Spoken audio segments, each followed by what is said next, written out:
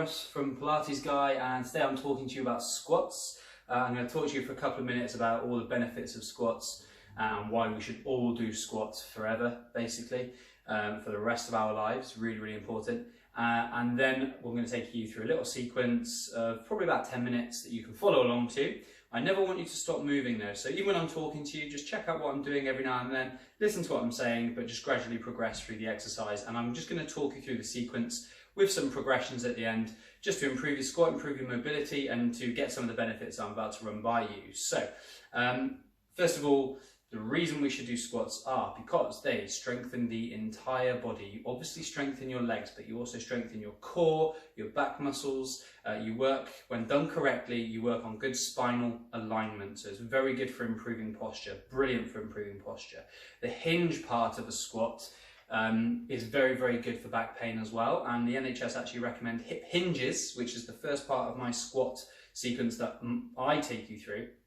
Is really good for back pain. You can do that on the floor or you can do it standing like we're going to do it. So it's good for the strength, it's good for muscle, it's good for posture, it's good for back pain.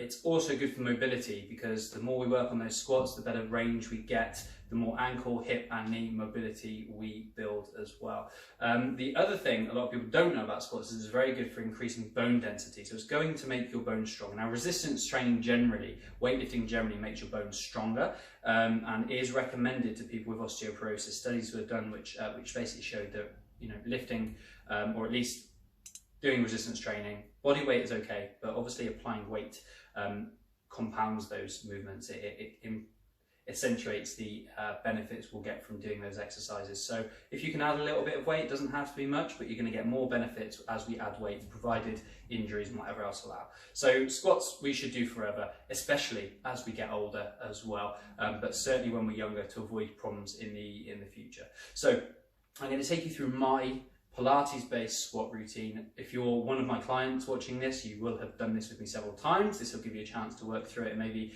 do a little bit extra. If you're new to me, if you're coming to my sessions and you struggled with this, because a lot of people do, it's information overload, this is a great video for you to watch several times just to get used to that, ready for next time you come to a session. And if you're just thinking of following some of my online stuff, this is a great sequence for you as well. It's a good idea for you to watch my Pilates setup video because that gives you the basics and the foundation of what you need, the principles about good alignment through the body and core engagement. So I recommend, if you don't know about what I'm talking about when I'm talking about pelvic engagement, abdominal engagement, core engagement, I want you to watch that video before you come back to this to make sure you are engaging your core properly. If you engage your core when you squat, especially with weight, you're going to protect your back and be able to lift heavier or be stronger generally, whether you're lifting weights or not. So my squats. Pilates squats. We want the feet hip distance apart roughly, a little bit wider if you need to. Natural turnout with the feet if you have one, I do, but you don't have to do that if you don't want to. Now, we'll start off nice soft knees. I just want you to stand really tall.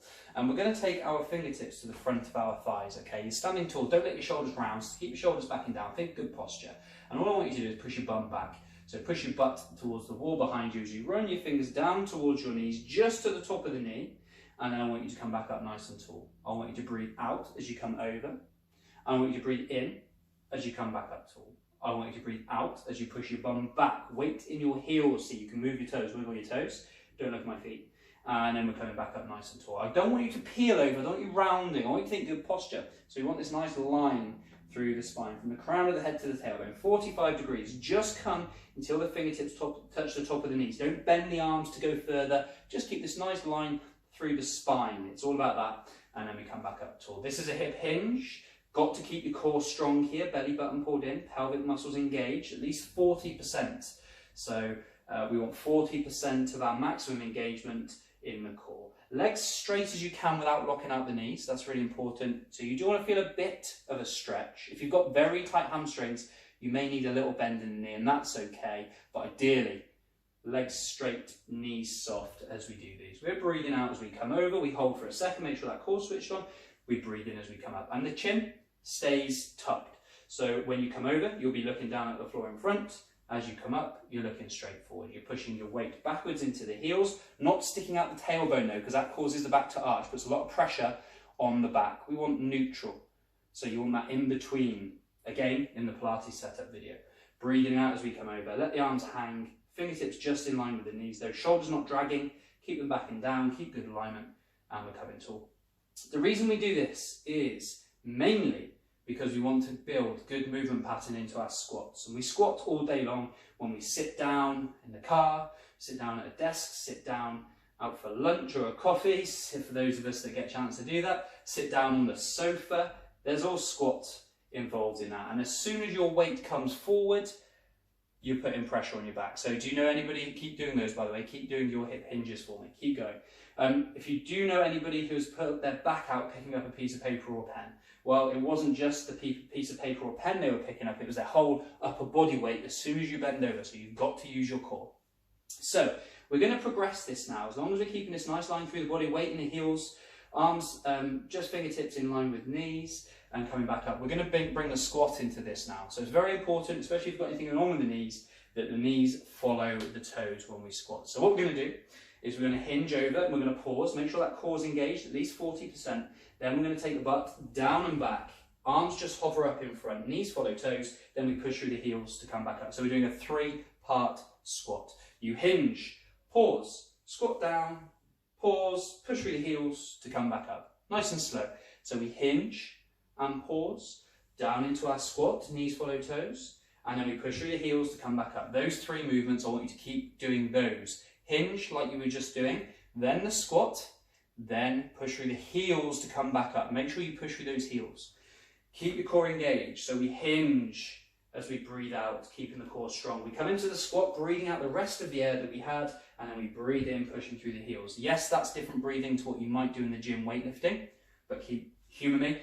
Breathe that way. It helps us lengthen the body and it engages the diaphragm, which is also part of our core and stabilizes the spine. So we hinge, squat, push through the heels to come back up. Nice and tall, finishing each movement in our good setup before we work down again. Now, if you've got any injuries, you might not want to go too low into that squat. You might just have a little bend of the knees, not going too deep. That's absolutely fine, especially if you've got injuries, conditions, or if you're a little bit older and not done something like this before, or not done something like this before and be a bit younger.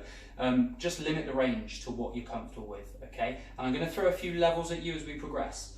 So you only go as far as you want to. So we're hinging over, and then we're squatting down, and then we're pushing through the heels to come back up. If you're really mobile, I don't want you to go too deep into these squats, okay? So when you do come into the squat, don't be tempted to come all the way down here, because even if you keep the chest up, it will change the position of your spine a bit. So I only really want you to come to about parallel to the floor at the very most before you push through the heels to come back up.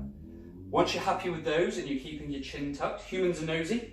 There's a long time frame in why we want to look up when we squat down. I'm not going to go into the dirty details, but we always want to know what's going on when we're squatting down. It comes from our ancestors, it comes from a very long time ago. When we were going to get caught down in a squat, we were normally going to be in trouble. So we want to keep the chin tucked, looking down at the floor ahead until we're back up nice and tall. Now I want you to join those movements together. So as soon as we're happy, we're coming down into our squat, and we're pushing through the heels to come back up. We're breathing out on the way down. We're breathing in as we push through the heels to come back up. Knees are following the toes, cores are nice and strong, belly button's pulled in. Pelvic floor is lifted. Arms just hover, we're not reaching. They just hover up and back down when we're doing our squats. Core staying strong. Breathing out and breathing in. Now, if you want to work a little harder, you've got a few options. Keep squats for me, don't stop, keep going. You can either hold down in the squat for a bit longer. So you can come down into your squat and stay there for a breath in and a breath out. And a breath in, and a breath out, and a breath in.